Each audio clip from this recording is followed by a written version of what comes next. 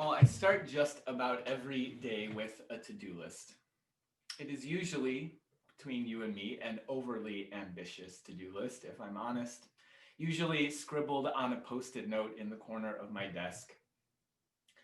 One of the things that I often put on the list, but not so often do I cross it off by the end of the day, is making time for writing. It's something that's important to me, but that I struggle to make time for. It's not that I'm not dedicated to writing. I'm so dedicated that, well, first of all, every day it goes on the list. And I'm so dedicated that every day I collect quotes and prompts and ideas so that when I do write, I'll have lots of ideas for it. I'm so dedicated that every day I work on other things, and I'm sure to finish other pressing commitments so that I'll eventually have lots of time to write.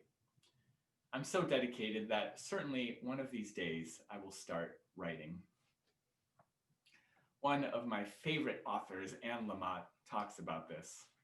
How hard it is, in fact, to just sit down every day and put your butt in the chair and write.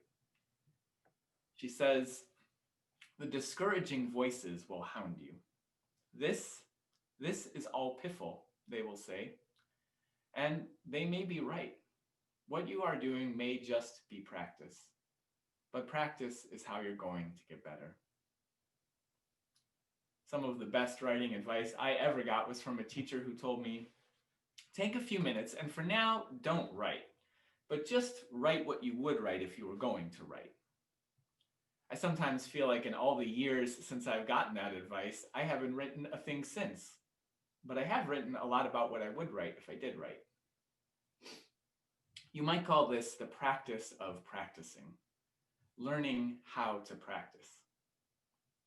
The problem is that the end products we imagine for ourselves in creative endeavors are just so far from our ugly, imperfect first drafts. The finished writing piece is just so far from where I'm starting with the blank page. The person I want to be can feel so far from the person I wake up with every day. The world as I would like it to be is so far from the world as it is. The demons of perfectionism stand in the way of good writing just as they stand in the way of creative risk-taking in general. Which is unfortunate because we know that creating a life for yourself that doesn't yet exist requires some creative risk-taking. Being your best self in uncertain and anxious times like these, it requires setting aside those discouraging voices that hound us. And these days, even since the inauguration, these days still, imagining a world of true justice and equity and compassion is so far beyond any horizon that we can see. Well, it means setting aside those voices that tell us our efforts are just piffle. When the demons of perfectionism show up like this, I try to practice the practicing of showing up for myself and for others. Musicians know something about practicing. One of the requirements for all students at Berklee College of Music in Boston, where I attended years ago, is 4 semesters of ear training. Ear training is learning to sight sing music just by reading the notes on a page and learning to write down the music on paper just by listening to a song. Now, when I began school, I knew that there certainly were people who were capable of this kind of incredible magic, but it seemed like some kind of Harry Potter nonsense to me. Like, you may as well ask me to sit at my desk and turn it into a toad using my conductor's baton. I remember the first day of ear training class, my first day of college vividly. There was a sort of nervous silence among us students. Well, silence except for one student who was actually quite loud in his nervousness. This one student interrupted the teacher in the very first few minutes of the very first class to say that he was worried the class was going to be too advanced for him. He wanted to make it clear that he knew not a single thing about ear training. The teacher kindly paused his introductions to respond. He said we had all taken entrance exams and he was sure we'd all been placed in the appropriate class. The teacher tried to continue, but was interrupted again. Well, said the man, is this the very lowest class, though? Because I need to be in, like, the very lowest class. Now, at this point, you could see the poor teacher looked around the room a little sheepishly, not really wanting to answer that, yes, we were, in fact, a class of the very lowest students. It is ear training 101, he said, so it is the most basic. There is, I guess, a class for people that have previously failed the 101, but you all are just about the lowest. Now, some of the other students in the class giggled a little bit at this man's anxieties. I was actually kind of glad to hear, though, that someone was questioning the absurd notion that felt like to me that sight singing even could be taught.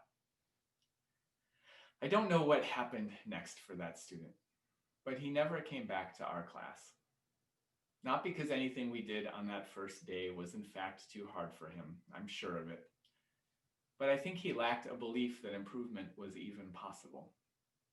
I kept going, thinking that if other students had done this before, generations of them in fact, it must be possible somehow, even if I personally couldn't see the way forward. And I made a commitment to at least practice the material. I've always remembered that other student, though, who gave up before he started. It's not just that he didn't try to become a master at ear training.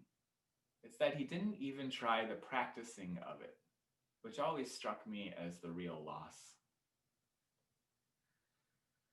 When the discouraging voices hound me, I sometimes think of him, and I remind myself that maybe for now the work I'm doing is just practice.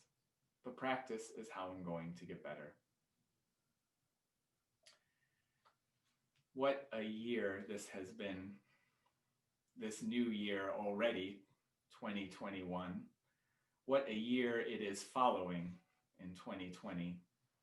A time of high anxiety and uncertainty, of learning new things constantly, whether we want to or not. It has also been a year, though, of imagining new possibilities, of saying we don't want to go back to the way it was necessarily, that we can imagine change might happen quickly because it has happened quickly. Perhaps it can happen for the better. I think it's no accident that this last year has seen a time of uprisings calling for change, deep-rooted change that calls on those who are in power, which in some ways is all of us, to play some different roles in our community, to learn some new skills and practice some new tunes.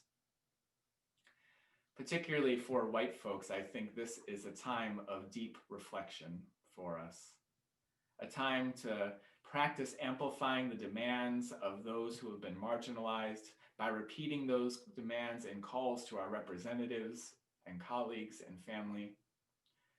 A time where if perhaps you've inherited wealth that was accumulated in a time of segregation, which is true of all wealth in this country, a time to practice giving it away. If your muscle memory has been to call the police when something goes wrong, now is a good time to practice something different, learning new skills for community safety and accountability. There is much to be done these days as we imagine that world of justice and equity and compassion. I know I, for one, won't all of a sudden do everything that needs to be done, everything that is asked of me, but I will practice doing it. Musicians know as well as anyone that muscle memory is very real, that consistent practicing changes the very structure of our brains, forging new connections and new possibilities. No one is born a musician. Musicians are just the ones that learned how to practice. Even songbirds need elder birds to sing to them and teach them their melodies. Practice doesn't make music perfect, but it makes music possible. And so let us practice the practicing together, showing up for ourselves and others to build that new world of justice, equity, and compassion. Practicing won't make the world perfect, but it makes a better world possible. Someday perhaps, I want to be a true expert in justice and compassion. Someday I want to be well practiced at creating that brave space that we heard about, even when there is no such thing as safe space. Someday I want to be masterful at amplifying the voices that fight to be heard elsewhere. Someday I want to be part of transforming our so-called justice system, our broken immigration system, our systems of inequality and inequity. These are daunting tasks, to be sure. On most days, learning to transcribe a symphony seems more manageable to me.